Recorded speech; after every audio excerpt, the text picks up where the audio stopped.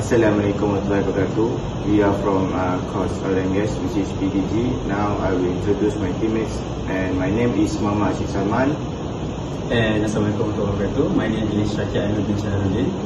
Assalamualaikum warahmatullahi wabarakatuh. My name is Muhammad Zikri bin Zulaili. Assalamualaikum warahmatullahi wabarakatuh. My name is Muhammad Azman bin Muhammad Nafia.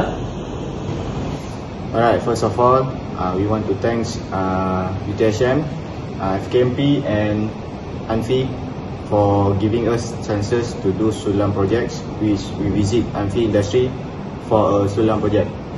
So first of all, thanks to Mr. Safawi for guiding us along the site visit.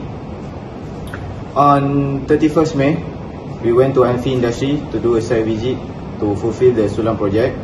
And our job is to identify the hazard that we can find in Anfi industry.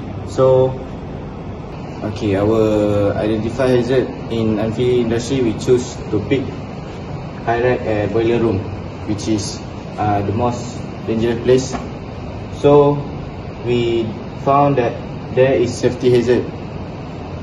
I'm Muhammad Azman. So the hazard that we found in boiler room is high pressure steam. We found a steam leakage inside the boiler room. Second, the floor condition was very slippery.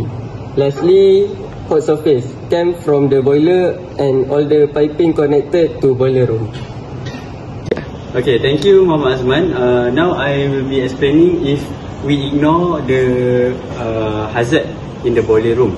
So we as a group identify some of the risk and injury in the boiler room, which is if we ignore the high pressure steam hazard, it can lead to explosion risk.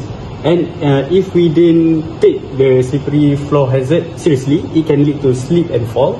And for the hot surfaces, it can lead to burn injuries. Okay, so if we in the boiler room, we need to be watch out for certain things such as steam leak. It can cause scalding and skin burns, and also wet slippery floors. It can lead to risk of slip, fracture or head injuries. Also pressure build up in boiler. It can cause explosion and severe injuries. So for our group in prevent step, we have 3.